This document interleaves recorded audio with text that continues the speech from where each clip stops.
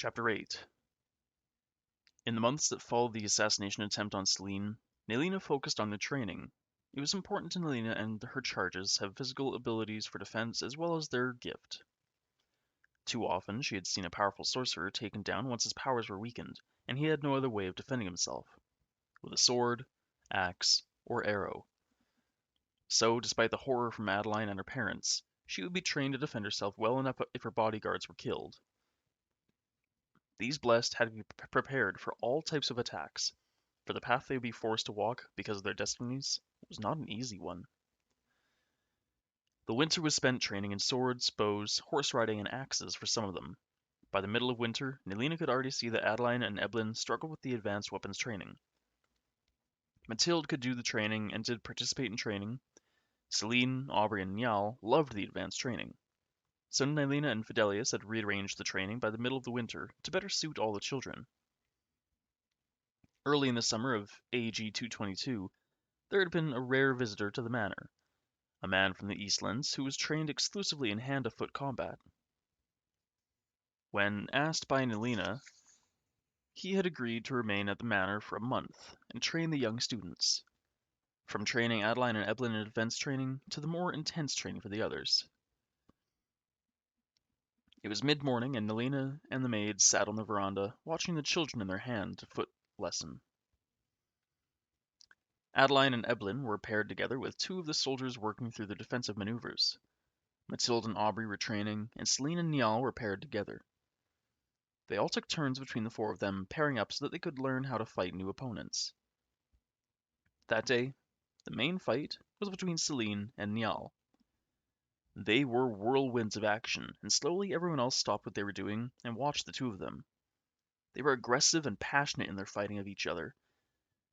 The Eastern man watched critically, his face impassive. Niall was brilliant in the tactical moves he could do, but Celine's body was elegance and grace.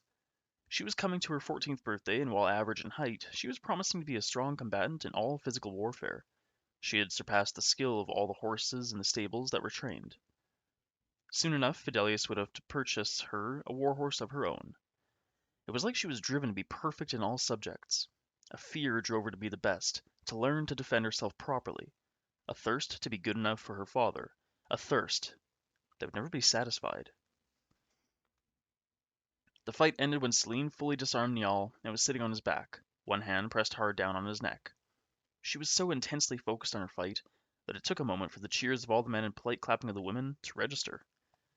She sat back on her heels, still balanced on Niall's back, and deep pants left her lips as she grinned down at Niall, who was panting as well. Well fought, Celine, Niall told her, and Celine collapsed beside him on the ground, a deep laugh leaving her throat as she patted Niall on the arm, and he hugged her with one arm. Standing over top of them was the instructor who waited for them to pay attention. Not bad, was all he said, and he turned and walked away. Not bad, Niall mocked the instructor under his breath. The instructor spun around and stalked towards them. He was used to those two kids who were always making fun of him, and it never bothered him. But he loved scaring them. Niall literally shoved Celine to the ground to run away. Celine was laughing so hard that she could not even get up. Niall could not outrun him, though, and quickly the instructor simply stuck his foot between Niall's legs, causing the awkward teenager to fall to the ground, screaming like a banshee. Enough! Bellowed Fidelius with a faint smirk on his face. Go hush up for lunch! He watched them jog away with his arms crossed over his chest. He had become the unofficial trainer and handler of the wayward children. Despite there being lead men in Adeline and Mathilde's retinues, Owen and Mikkel, all the children instinctively trusted Fidelius. As the children washed up, Nelina pondered over the letter she'd received earlier that morning. The letter was from Prince Arkin, Mathilde's father. The royal caravan was celebrating the harvest festival in the northern area of the Heartlands that year, and he was inviting the blessed to come celebrate with them. He would require an answer as soon as possible to make the arrangements. Nelina considered her charges. The children were doing fabulous. With the addition of their physical work, they had continued growing in their magical lessons. The powers of blessed did not grow in a uniform manner, but everyone grew at their own pace. Aubrey and Eblin had seen little improvement, much to their frustrations. Niall's powers were staying consistent with some minor growth. Mathilde was learning how to do many things besides communicate to animals, even to the point where she was able to heal minor injuries. Ever since Celine had been released from her father's possession, she had grown in leaps and bounds. Angry rampages did not light anyone on fire anymore. She wore her necklace to control her powers only because she now controlled her powers by herself. Adeline's powers had also grown, but Nelina was concerned at her powers. The healer had a history of struggling with his mental stability and his powers, and she worried that Adeline would struggle as well. To go through puberty as well as to know the thoughts and feelings of every person could be draining, but all Nelina could do was ensure Adeline felt supported by her friends. The other classes included playing instruments, singing, and dancing. Nelina wanted all her charges to be comfortable in all settings. These lessons were amusing for most of them, sorry. Aubrey and Adeline could play instruments well, though Aubrey knew how to play them without needing to be taught. She did not know where or when she was taught. Evelyn and Mathilde could sing very well, and Niall was able to do everything. Celine could not sing to save herself, but she could dance well enough. The children appeared from the manor house, and with curtsies and bows settled themselves about the table. With ravenous appetites they dug in. Baby fat had started sliding from these children, who now ranged from 11 to 14. Hints of their true natures was beginning to inch onto their faces. "I have a letter here from a family member of one of you," began Nelina. The children all looked up, intrigued, though Aubrey and Evelyn glanced at the others. They had no family, or at least no family that would write to their mentor. "Is it my father demanding my head in exchange for the safety of your lands?" Celine asked with feigned interest as she popped a grape in her mouth. "My mother and father writing to say they have finally settled on a desert betrothed for me?" Adeline asked, her eyes dancing with mischief and a hint of worry. "My grandmother demanding to know if I've been properly schooled on how awful the Northerners are?" Mathilde finished the questions, feeding a grape to one of her many animal friends. "Wrong. All wrong, children. It is Prince Arkin requesting that all of you be allowed to journey to the Heartlands for a visit during the Harvest Festival." Nelina turned to Mathilde. The Heartlands royal family is a nomadic group. They traveled throughout the kingdom, taking the royal herbs. If they stayed in one area, they found that their herds overgrazed the fields, so they traveled. This also worked well as they were a small kingdom, and this allowed the royalty to stay close to their people. The Heartlands have two cities, the central city and the harbor city. 12 villages in total, each 3 being ruled by barons who are responsible for the day-to-day running of their area. Any large disputes that the barons are not able to settle were appealed during the royals' annual stay in each village. Despite thoughts, the Heartlands was not a poor kingdom, but quite wealthy. Heartland's flower and animals are most prized throughout the land, especially their war horses, which are loyal until death to their masters. The festival was held in each village, and the royals always rearranged their travel patterns to be in different parts of the Heartlands each year. The festival was to honor the harvest goddess and ask her to bless the crop, so it was done in between planting and harvesting. It is the most celebrated time in the Heartlands. "I was thinking of allowing you to go for 3 weeks. You will go for the festival to learn the culture of the Heartlands and to practice what you've learned in court manners," said Nelina. Revealed. Uh, okay. She laughed softly as shrieks of delight emitted from around the table. Mathilde was up and jumping, shrieking with delight. "After this visit, you will all journey across the Salt River to the kingdom of Dala, where King Regan has asked to visit with his niece for a month's time. I have received permission from your parents, Evelyn and Adeline, to visit both kingdoms, and Queen Mildred thinks it would be an excellent opportunity for you to learn of other cultures, Mathilde." Celine frowned into her plate as the others gave a great cheer to this news. "You leave in 3 weeks. Until then, you will have some clothing, fittings, and extra lessons with me because I will not be traveling with you." Nelina smiled into her drink as the children asked to be excused, and then ran away, laughing. 3 weeks later, Nelina was astride her large grey gelding, waiting to accompany the 6 children as far as the border. Mathilde was outraged because no one was hurrying up. Aubrey and Niall were patiently sitting on their horses, while Celine and Adeline kept running back inside to grab one more thing. Evelyn was crying beside her pony and being consoled by her parents because they were not coming with her. Finally, they were all ready, though Adeline was still fiddling. Damn it, Adeline, why are you fussing?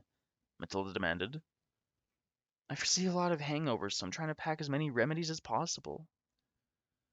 They departed nearly an hour behind time, so once clear of the village, they were encouraged by Nilina into an easy canter loping along. There was no talking because it was early morning, and some of them were not morning people. They alternated from walk to canter for a few hours until they finally broke from the forest to soft rolling hills. They stopped at the edge of the wood for the bathroom and stretch break. Matilda's excitement could not be contained, and as a result, the animals were all riled. Finally, they crested a hill, and a loud cry issued from Matilda as riders appeared in the distance. Her pony leapt forward in a fast gallop, though the rest of the animals maintained a steady trot. From the distance, they saw Matilda launch herself from her pony to be wrapped in a hug from a laughing man. The others approached in leisure until they stood before the medium-sized man. He looked up at Lady Nilina with dancing blue eyes and hair the same color as Matilda's. My Lady Nilina, it is a pleasure to finally meet you in person. I am Prince Arkin, Matilda's father. He bowed as well as he could with his daughter clinging to his side. It's a pleasure, Your Highness. I hope you're ready to have these ruffians for 3 weeks. The prince smiled easily and laughed heartily, and promised Nilina that he and his family were indeed ready for the teenagers. The blessed dismounted, and Nilina turned to introduce each of the children in turn. Excellent! I've heard so much about all of you from little Maddie's letters. Now these are your tutors, I'm sure. And your soldiers? Perfect. Let us get everyone loaded up. Maddie, your mama cannot wait to see you and all your friends. He turned back to Nilina. Now, Lady Nilina, I will get the children to the harbor town in 3 weeks to meet the ship King Regan will send to take them to Dala.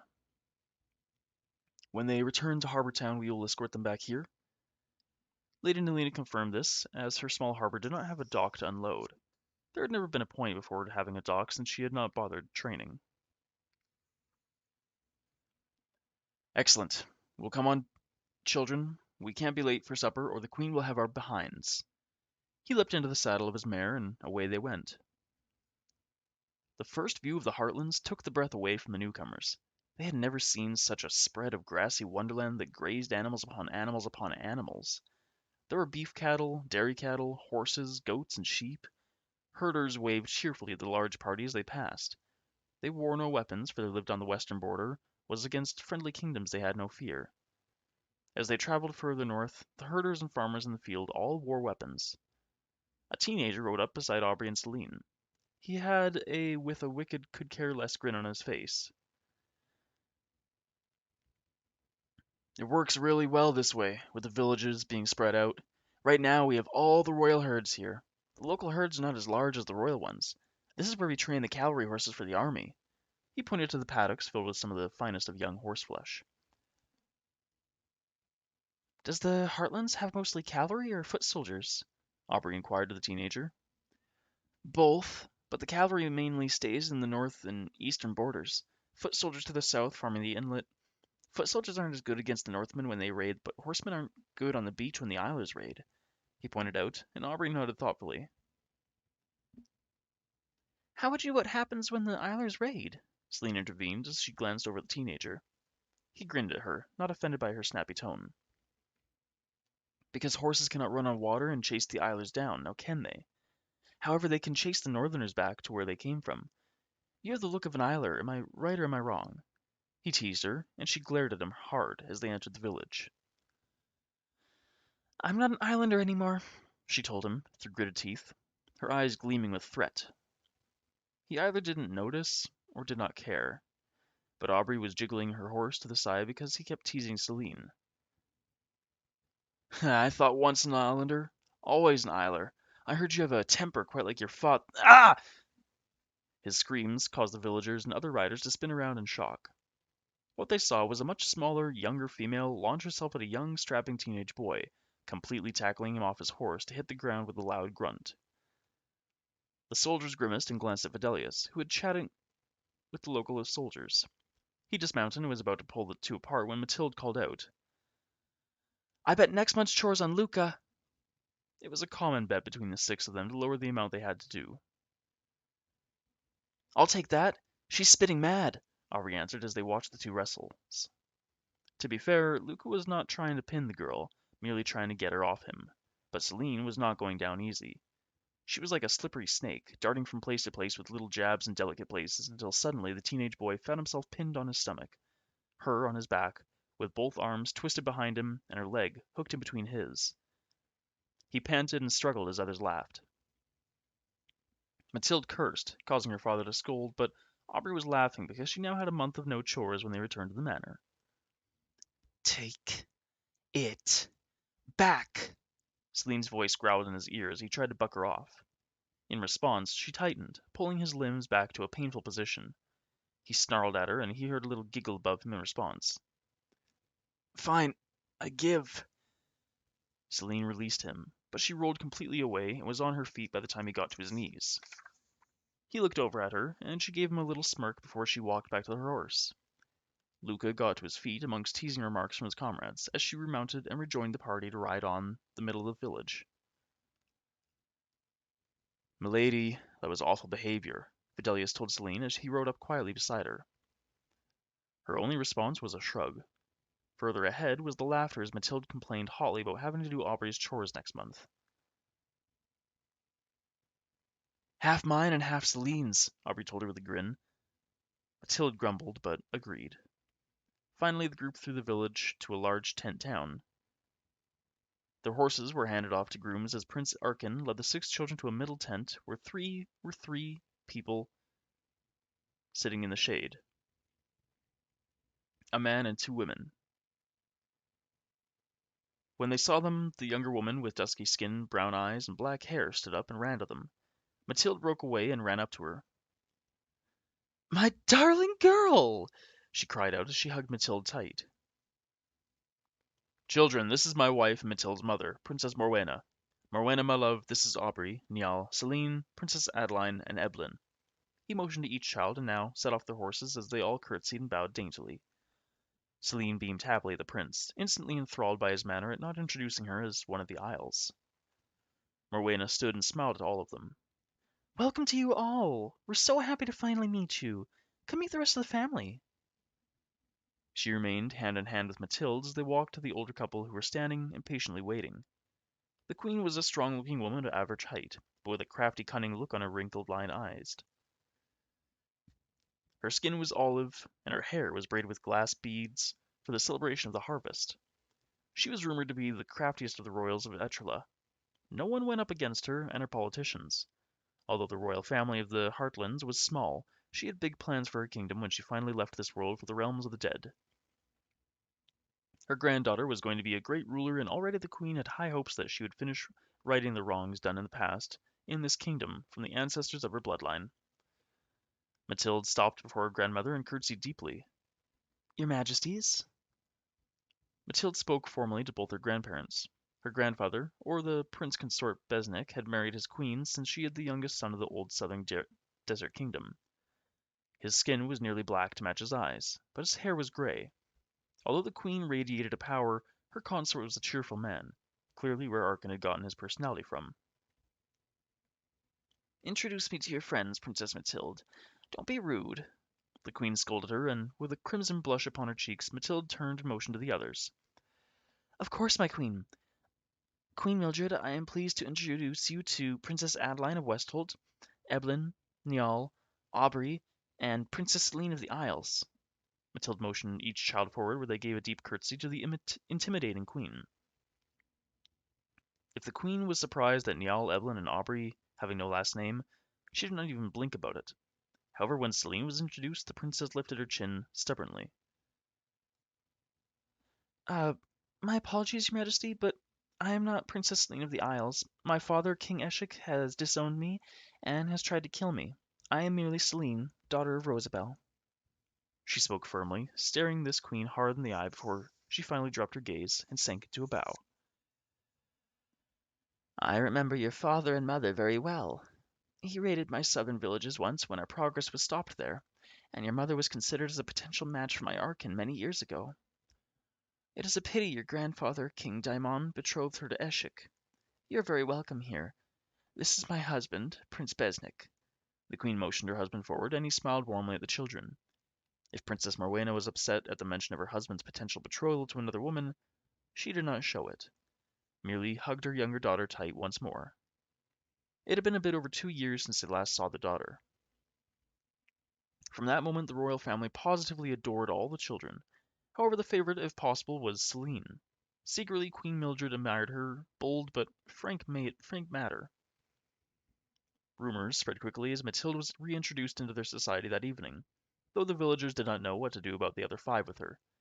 The Heartlands was an incredibly old religious kingdom. They knew and believed the blessed, but held them in great awe. There was a large feast that night in the village where the children were first introduced to the culture of the Heartlands. A large boar roasted over the open pit fire in the middle of the village square. A great deal of vegetables were spread out on tables. The wine and ale were free-flowing.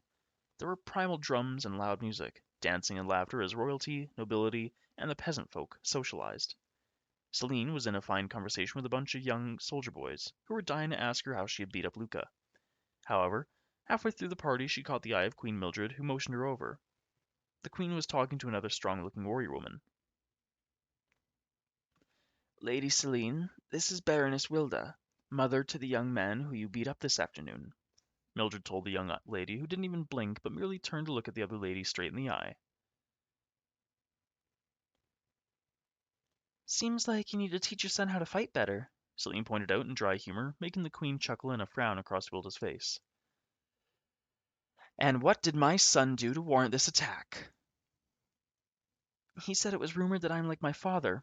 I couldn't let such an insult to my honor stand, Celine informed her curtly. Wilda arched an eyebrow. Indeed. Yes, well, your majesty, my lady, if you would excuse me, Celine said, and with a bow walked away from the 2 women without a care. She passed by Mathilde standing beside her parents and gave a soft eye roll. Mathilde was in too good of a mood to be annoyed by Celine. So, you've been having a good time learning with Lady Nelina, darling? Morwena asked her daughter, smiling down on her. Mathilde certainly looked after her mother because Morwena was just as petite in height as her daughter, though her eyes, skin, and hair were darker than her daughter's. Oh yeah, though Celine and I fight a lot and I'm not allowed to do what I want now whenever I want. But I am learning how to do lots of interesting things. Politics, fighting, court policies. She listed her, and her father smiled down at her. And which is your favorite subject? Argan asked his daughter. Um, hmm. History and religion, followed by magical class, but we've also started playing games of capture the flag, where we split into teams and we have soldiers on our teams and we fight to the death. If you lose, your entire team is killed, or if your flag is captured. She explained and then shrugged.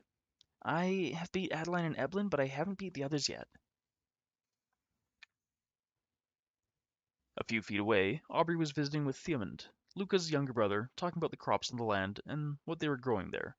They were sitting by the fire, looking adorable, and a few of the other children were giggling, but Aubrey ignored them while Theomund blushed. Evelyn and Njal were visiting with the young soldiers, and Adeline was visiting with Luca when Celine walked up to them. What did I bruise more than your pride? Celine asked him. Luca glared at her and stormed away, making Adeline sigh and turn to scold her friend. Really, Celine? Must you be so rude? She demanded of her, and Celine shrugged awkwardly.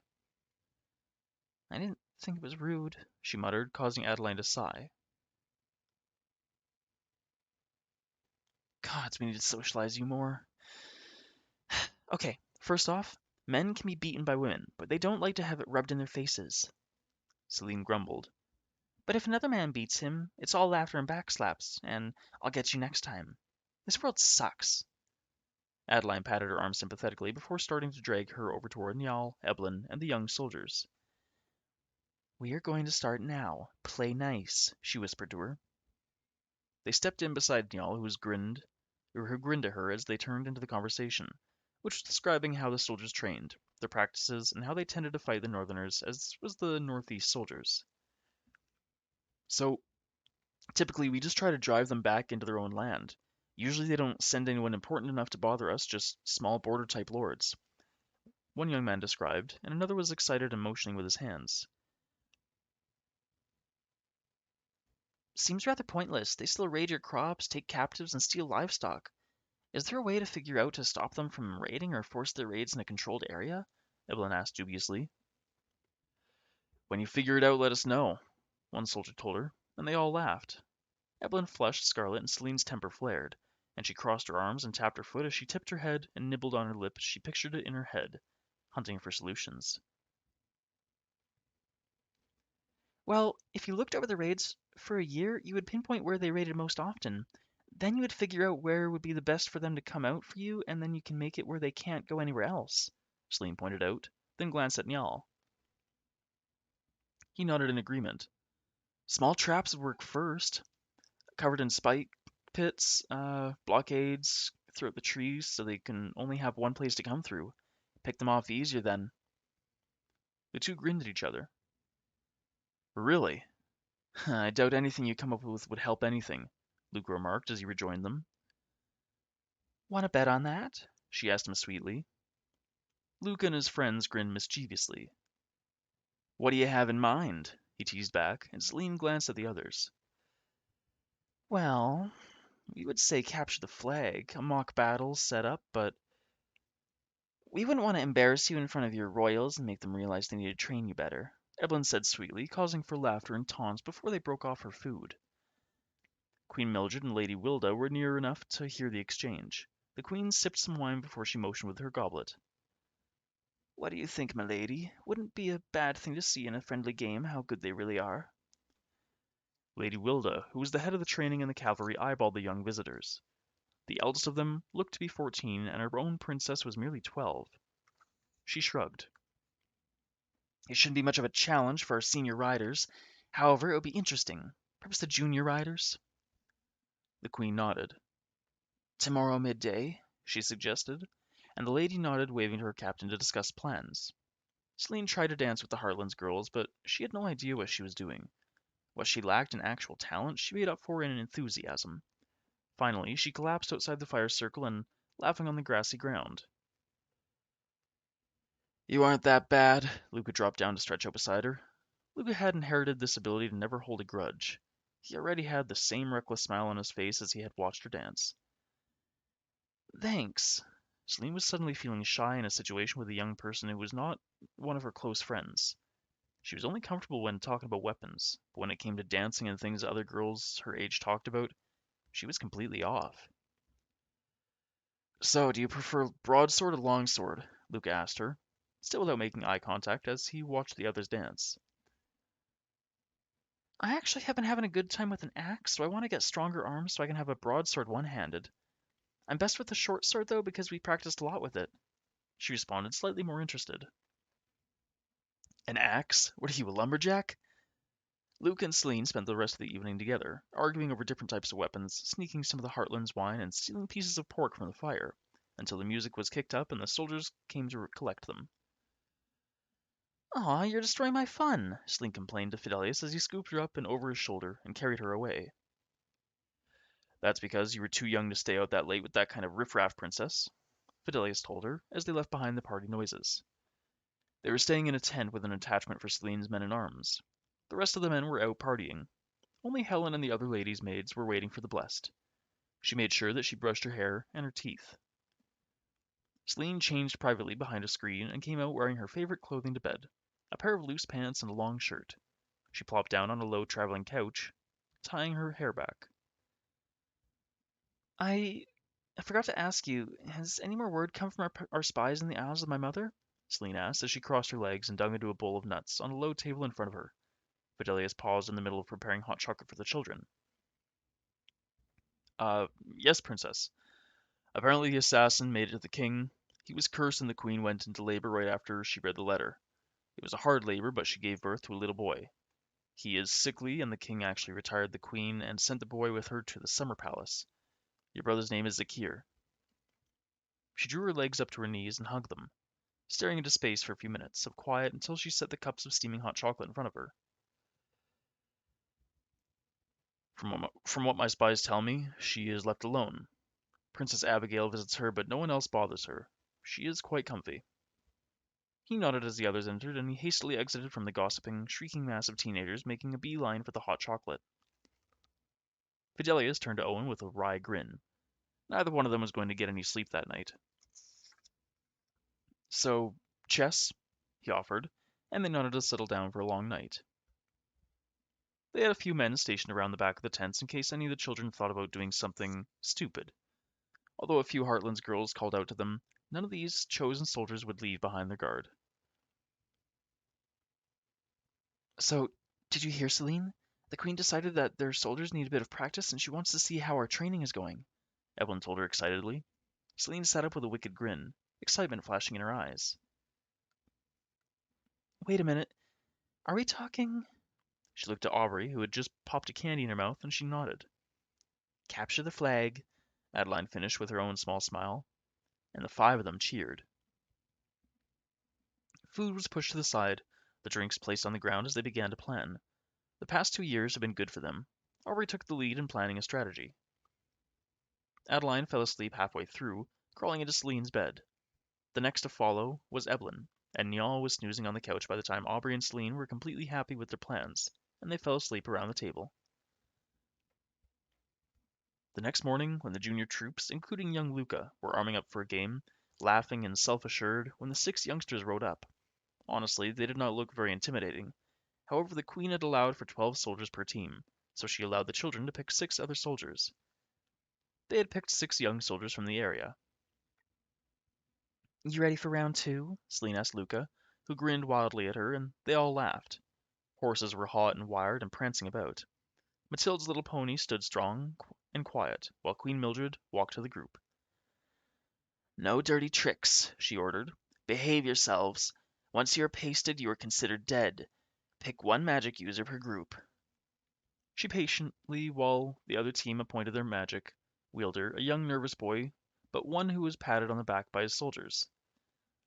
The children chimed in unison, Eblin! And Evelyn straightened up from where she sat on her pony and grinned at the boys. And a leader. Luca and Aubrey shook hands before the Queen pointed out the 2 wagons, each on the opposite sides of the field. Your flags are each in there. In order to win the opposing team's flag, must reach your own wagon. Blunt weapons only, and one only archer. When everyone agreed, she wished them well and then walked back to where her husband was waiting on a pavilion. Adeline volunteered herself as the archer for the group. The teams went back to their own sides. Evelyn stayed on her mare, but behind the wagon. She furrowed her brow as she studied the other magic wielder. Any issues, Evelyn? Aubrey asked. Evelyn shrugged. Nothing special? And a horn blowed, causing a charge from the opposite group. Get him, Celine! Shrieked Adeline as Celine's horse sprang forward, his head lowered as she swung out her blunt axe. Adeline clambered onto the wagon, placing her quiver down beside her. She drew the special arrows full of paint, like paste. She was waiting for a breakaway, but there was a sweeping charge from 10 fighters. Finally, one rider broke free and galloped toward the wagon, swinging back and forth. Adeline took a steady aim, and her arrow flew true, smacking straight into his chest. The young man cursed before he rode to the side. Luca's horse slammed into Celine's. His beast was bred and trained for the art of battle. Celine's was not. Her horse staggered as Celine parried a thrust from Luca. She clamped hard on the side of her horse, encouraging him to break free and race away. Where the boys were shouting to one another, only Aubrey shouted orders from where she sat on the back of her horse, observing and finding the weak spots and riding for them. From the sidelines the cheering was loud, and Lady Wilda leaned over to the Queen. Could you imagine them on trained cavalry horses? Niall was using his staff to trip horses because once they hit the ground the boys were declared out. Mathilde was defending their own flag with her own staff. However, Celine and Aubrey's skills were what Wilda was eyeing. The girls just seemed to sense where they needed to be, and rode there without fear or hesitation. Aubrey had always loved mounted battles, as she did want to become a knight one day, and fight in the war against the one god. She refined her skills meticulously, and followed a strict code of honor and ethics. Celine just liked fighting, and she wanted to have the skills to protect herself. Never again would she be at the mercy of those who hated her.